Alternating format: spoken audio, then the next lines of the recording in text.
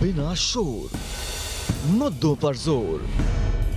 Debate live अनुराग दीक्षित के साथ। नमस्कार, आप देख रहे हैं डिबेट लाइव। मैं हूं आपके साथ अनुराग दीक्षित। डिबेट लाइव में आज बात देश की आबादी को लेकर सामने आई एक रिपोर्ट की, सवाल के साथ कि इस देश में मुसलमानों की बढ़ती आबादी संयोग या कोई प्रयोग, जिस तरीके का हमला भारतीय जनता पार्टी और उनके सहयोगियों की तरफ से किया जा रहा है। इस मुद्दे पर बात करने के लिए खास पैनल हमारे साथ जुड़ रहा है। हमारे साथ वरिष्ठ पत्रकार राहुल देव सर जुड़ रहे हैं, हमारे साथ विनोद बंसल साहब जुड़ रहे हैं, आप प्रवक्ता हैं विश्व हिंदू परिषद के। हमारे साथ सिद्धार्थ यादव जुड़ चुके हैं, आप प्रवक्ता हैं भारतीय जनता पार्टी के। और हमारे साथ जाने माने इस्लामिक स्कॉलर मौलाना साजिद रशीदी जी जुड़ चुके हैं। विनोद बंसल साहब, सबसे पहले आपसे ये जो आंकड़ा सामने आया जिसमें कहा कि देखिए साहब, 65 सालों में हिंदुओं की आबादी घट गई 4% और मुसलमानों की आबादी बढ़ गई लगभग 8%। हिंदुओं की आबादी घटी और मुसलमानों की आबादी लगभग 4% बढ़ी। क्यों आप इस मुद्दे पर हमलावर है? क्यों आपको लग रहा है कि ये संयोग नहीं प्रयोग है? देखिए, बात ये कि प्रयोग तो इसलिए कह सकते हैं कुछ ग्लोबली जो आंकड़े आ रहे हैं ना अनुराग जी, वो साफ साफ कह रहे हैं कि देखिए, एक तरफ ये जो वोट जिहाद चल रहा है तो दूसरी तरफ ये जनसंख्या जिहाद चल रहा है। इसके कारण जो है ना, जो अभी तक लोग उसको डेमोग्राफिक इम्बैलेंस कहते थे, मैं कहूंगा कि इसको डेमोग्राफिक एग्रेशन है। ये एक कंट्री के अंदर शरणार्थी के रूप में जाते हैं और फिर उसके बाद में उसी कंट्री को शरणार्थी बना देते हैं। एक बात मैं पूछना चाहता हूँ कि जो लोग कहते हैं कि अल्लाह की देन है, भाई औलाद तो अल्लाह की देन है और जो संसाधन है वो सरकार की देन है। ऐसे कैसे होगा भाई कि औलाद के लिए तो अल्लाह दे रहा है और औलाद को पालने के लिए, उसको पैसा देने के लिए, उसको आरक्षण देने के लिए वो सरकार को ऊपर लाद दो आप? ये तो नहीं चलेगा ना जी। और एक दूसरी बात ये कि जब तक ये बहुसंख्यक रहते हैं तब तक तो ये अल्पसंख्यकों को तंग करते हैं, उनको मार के, धर्मांतरण करके, उसको अत्याचार करके भगा देते हैं।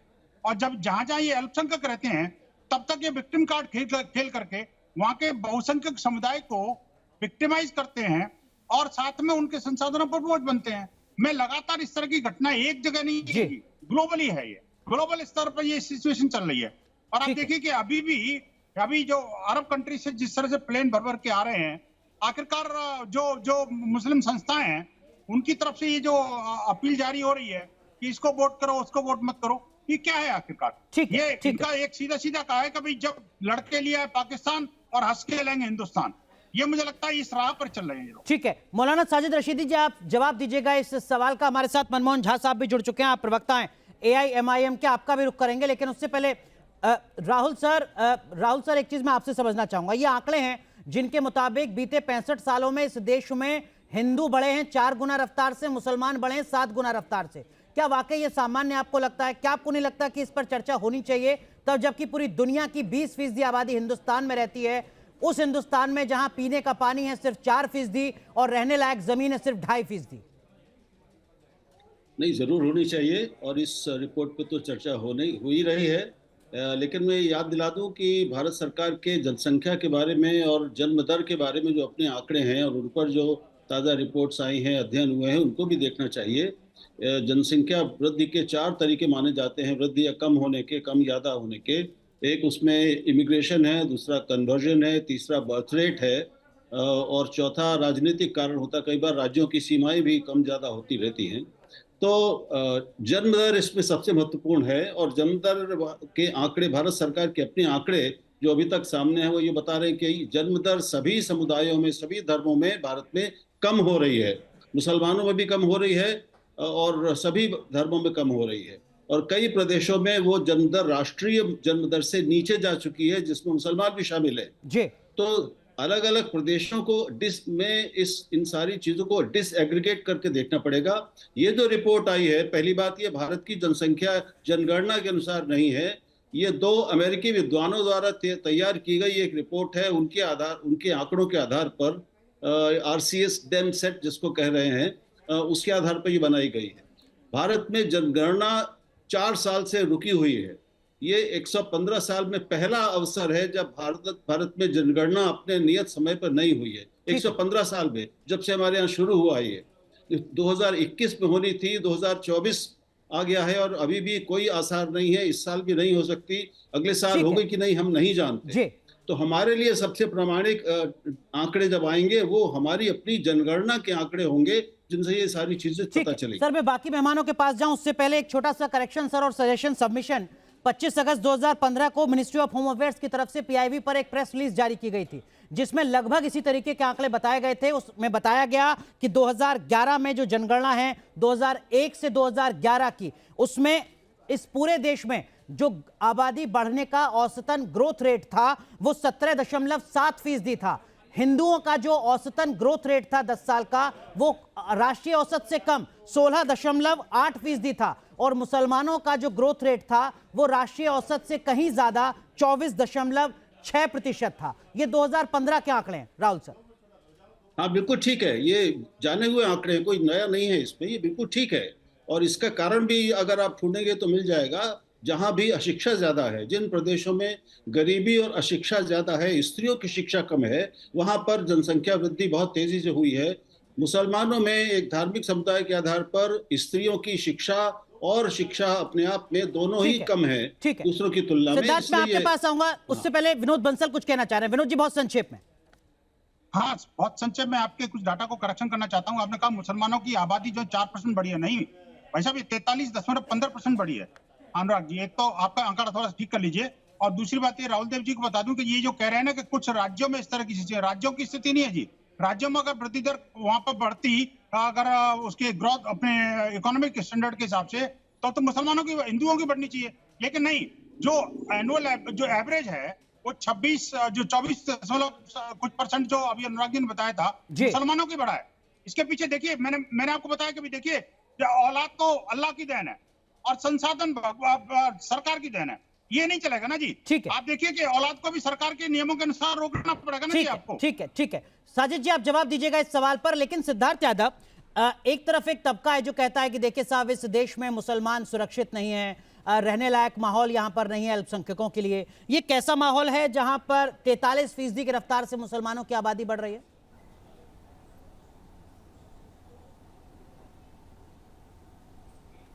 देखिए अनुराग जी, आंकड़े हम सबके सामने हैं, परिस्थिति भी हम सबके सामने है। हमने देखा है कि राजनीति के कारण और तुष्टीकरण के कारण कैसे कुछ पॉलिटिकल पार्टियां, और मैं यूं कहूं कि कांग्रेस पार्टी स्पेसिफिकली एक वोट बैंक की पॉलिटिक्स के कारण कहां पे किन बातों का बढ़ावा देती आ रही थी। ये मात्र आंकड़े और पॉपुलेशन बढ़ने की बात नहीं है, पॉपुलेशन कैसे बढ़ रही है उसको भी हमको सोचना चाहिए।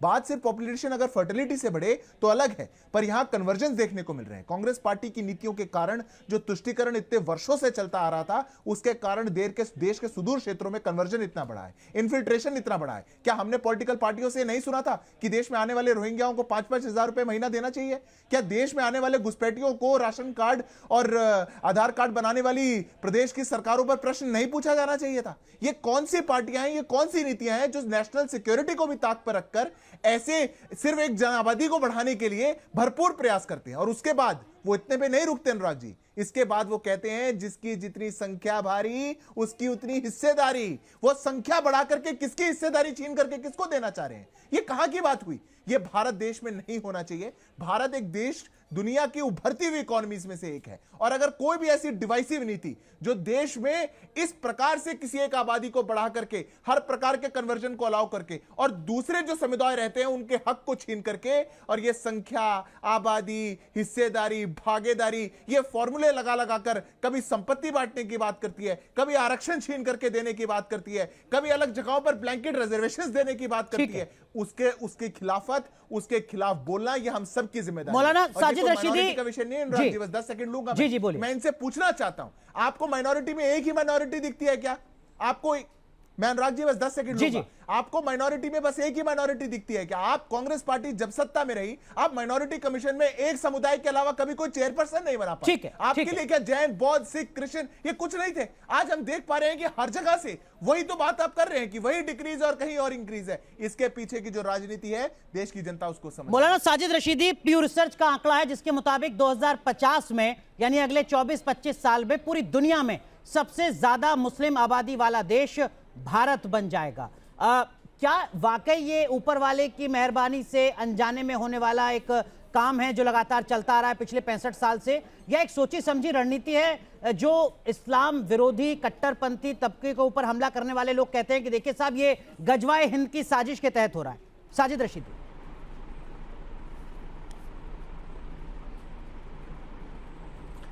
देखिए, ज़बान आपकी है, अल्फाज आपके हैं, सोच आपकी है। आप जो चाहे कह सकते हैं, जो चाहे सोच सकते हैं और जो चाहे अपने अल्फाजों में बयान कर सकते हैं, लेकिन सच्चाई क्या है वो सुन लीजिए।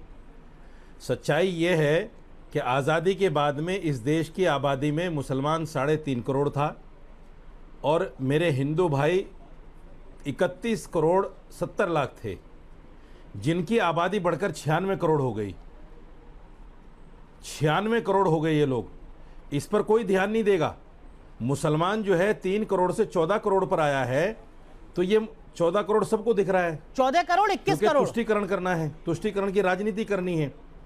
अरे भाई 14 करोड़ इस देश में मुसलमान 14 करोड़ है हमारा 14%। 14% है ना, आबादी 21 करोड़ है। और यही तो सवाल था साजिद रशीदी साहब, 3 करोड़ से 21 करोड़ हुए 65 सालों में 7 गुना। वो 30 करोड़ से 96 करोड़ हुए आपके मुताबिक 3 गुना।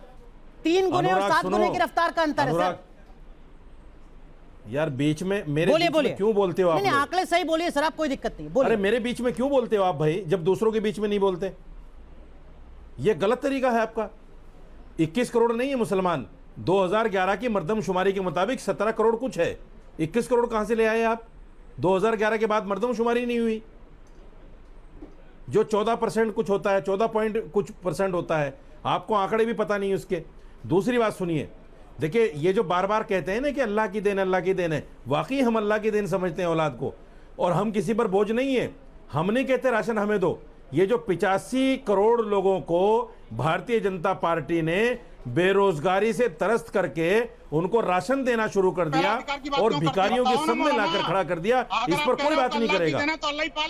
प्रधानमंत्री गर्व से कहते हैं, प्रधानमंत्री गर्व से कहते हैं कि हम अगले 5 साल में 85 करोड़ जनता को देंगे। ठीक है, देश को भिखारी बना दिया। ठीक है, ठीक है। मनमोहन झा, अरे कौन मनमोहन झा, ये जो आबादी का आंकड़ा सामने आया है, आप एआईएमआईएम के नेता के तौर पर बोलेंगे, झा के तौर पर बोलेंगे, मनमोहन झा के तौर पर बोलेंगे, ये सामान्य है क्या स्थिति कि मुसलमानों की आबादी 43% बढ़े और हिंदुओं की आबादी 8% कम हो जाए? और सच्चे हिंदुस्तानी होने के नाते बोलिए। और जिस तरीके से विश्व हिंदू परिषद के प्रवक्ता महोदय बंसल जी, जिस तरीके से भारतीय जनता पार्टी के प्रवक्ता, जिस तरीके से आप एंकर सिर्फ और सिर्फ मुद्दा को डाइवर्ट करना चाहते हैं, क्या जनसंख्या को बढ़ाने और घटाने में बैरिस्टर असदुद्दीन ओवैसी साहब की आवश्यकता है क्या हिंदू समाज को? क्या हिंदू समाज को जनसंख्या बढ़ाने से रोका है क्या हिंदुस्तान के मुसलमानों ने? मनमोहन झा, कृपया करके नया एंगल मत लॉन्च कीजिए। आप कह रहे हैं कि मुसलमानों को देखा देखी हिंदू भी अपनी आबादी बढ़ा लें। अभी 120 करोड़ आबादी हो चुकी है सरकार।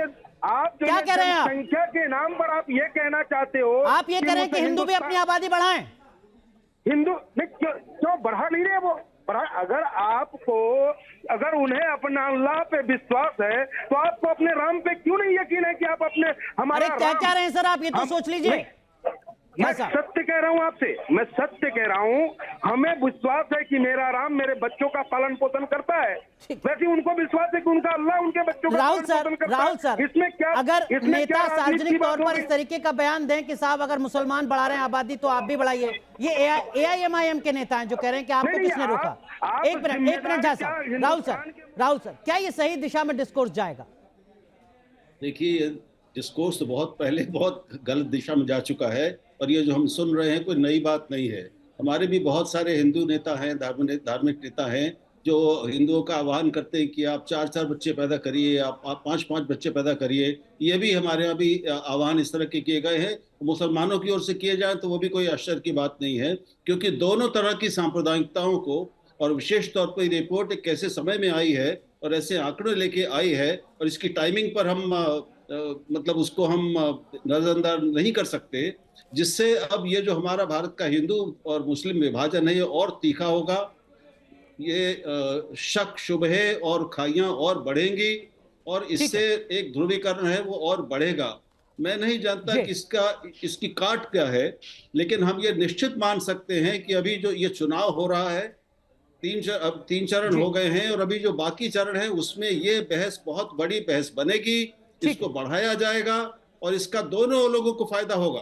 विनोद बंसल नुकसान साहब, सिर्फ होगा हमारे देश की समरसता को और हमारे देश की एकता को। जी विनोद बंसल साहब, एक तबका है आपके समर्थकों का जो कहता है कि देखिए साहब, नेतन्याहू कह रहे हैं अगर इजराइल हार गया तो अगला निशाना यूरोप होगा।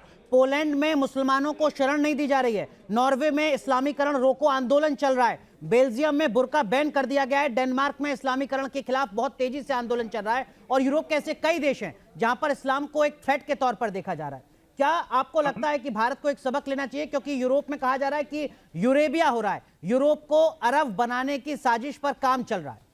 विनोद बंसल साहब, देखिए ये इस बात से इंगित होता है अनुराग जी, कभी जो इंग्लैंड के अंदर एक मेयर तीसरी बार चुना गया, वो मुसलमान है। आप देखिए कि ये जो परिस्थितियां भौगोलिक स्तर पर जो बदल रही हैं, वहाँ की संस्कृति, वहाँ के संस्कार, वहाँ के रीति रिवाज, उसका खान पान, वहाँ का बोलचाल, ये सब के ऊपर एक अतिक्रमण चल रहा है। ये कोई एक जगह की बात नहीं है, ग्लोबली ये जहां जाते हैं वो उनका एक पैटर्न एक है। आप देखिए कि अभी जो है भारत के अंदर चुनाव चल रहे हैं, और वो सुन्नी मुस्लिम संगठन जो है वहां सऊदी अरेबिया से घोषणा करता है कि हम आपको फ्री ट्रेवल कराएंगे, आप सिर्फ कांग्रेस को वोट देना है आपको जी। तो अगर कांग्रेस को वोट दोगे तो हम आपको फ्री ट्रेवल करा करके और भारत भेजेंगे। आप देखिए कि इस तरह के षड्यंत्र चल रहे हैं। जो अभी जो बात आई थी कि जिसके पास जितने सिर उसकी उतनी बड़ी सरकार, आप देखिए इस सरकार को कैप्चर करने का, भारत को कैप्चर करने का जो षड्यंत्र है, जमीनी कैप्चर जो है बकवार कर रहा है, पॉलिटिकल कैप्चर, साजिद रशीदी, कोई साजिश हो रही है क्या? कुछ कहना चाह रहे हैं साजिद रशीदी? सिद्धार्थ आऊंगा आपके पास। साजिद रशीदी, विनोद बंसल कह रहे हैं साजिश कर रहे हैं आप लोग।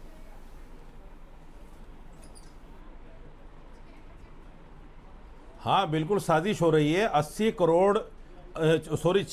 करोड़ हिंदुओं को डराया जा रहा है 14 करोड़ मुसलमानों से, 17 करोड़ मुसलमानों से।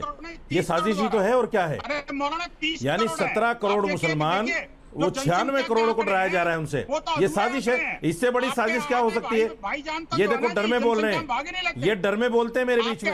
इनको जब डर होता है ना, मेरे बीच में बोलना शुरू कर देते हैं, क्योंकि इनकी सच्चाई लोगों के सामने आ रही है। आप देखिए कि ये जिस तरह से, अरे भाई हम तो बच्चे पैदा कर रहे हैं, करेंगे, हमें कौन रोकेगा मेरे भाई? खेल करके हमें कोई नहीं रोकेगा। ठीक है, जहाँ ये तो हमारा ईमान है, वहाँ पर जो है।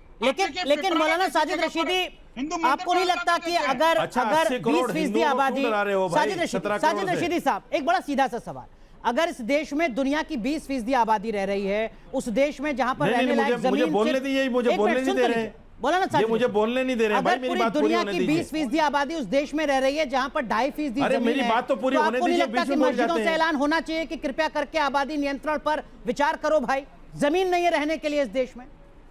साजिद रशीदी,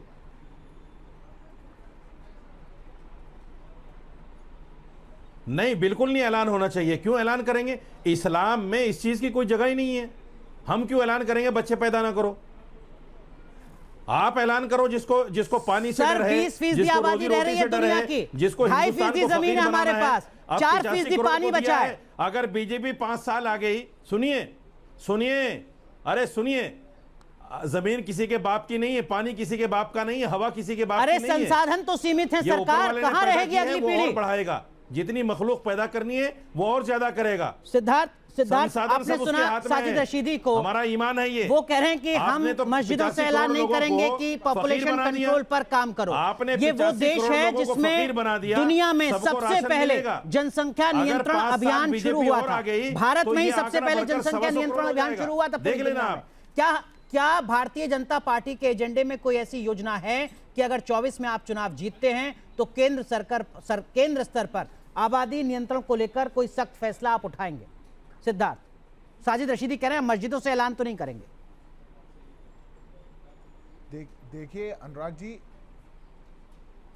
जी जो ये बातें कह रहे हैं वो इनको एक्सपोज करने का काम करती है। मैं तो हैरान हो चुका हूं सुन करके। क्या कह रहे हैं? कोई नहीं रोक सकता हमको बच्चे पैदा करने से। अरे कौन रोकेगा हमको? अरे कोई कंपटीशन लगा हुआ है क्या? कहीं जाकर के मेडल गले में डाल करके लाना है क्या कि दुनिया की सबसे ज्यादा आबादी पैदा कर देते हैं या सबसे ज्यादा बच्चे पैदा कर देते हैं? ये कैसी बात हुई? और कह रहे हैं कि हम संसाधन नहीं चाहते, हमें तो सरकार से कुछ नहीं चाहिए। अरे 85 करोड़ लोगों को समाज को बरगलाते रहे, यही तो आप कहते रहे। नहीं चाहिए आवास, नहीं चाहिए तरक्की, नहीं चाहिए पानी, नहीं चाहिए सिलेंडर, नहीं चाहिए बिजली, नहीं चाहिए रेल, नहीं चाहिए सड़क, यही तो कहते रहे आप। आपने इसी के कारण उनको पीछे धकेला, पर आज ऐसा नहीं होने वाला। मैं आपके बीच में नहीं बोल रहा था राशिदी साहब,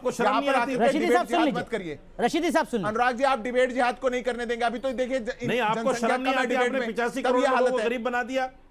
और मैं दावे के साथ कहता हूं कि अगर अगले 5 साल बीजेपी सरकार आई तो ये आंकड़ा बढ़कर 100 करोड़ हो जाएगा। सर्टिफिकेट नहीं चाहिए रशीदी साहब, शर्म आपको करनी सीधा चाहिए। सवाल, अगर आप सत्ता में आते हैं तो क्या आप इस मुद्दे को एड्रेस करेंगे? 5 साल में सिद्धार्थ, ये पूरा का प्लीज पूरा प्लीज साजिद रशीदी साहब, वो नहीं बोल रहे थे जब आप बोल रहे थे, केवल सिद्धार्थ यादव।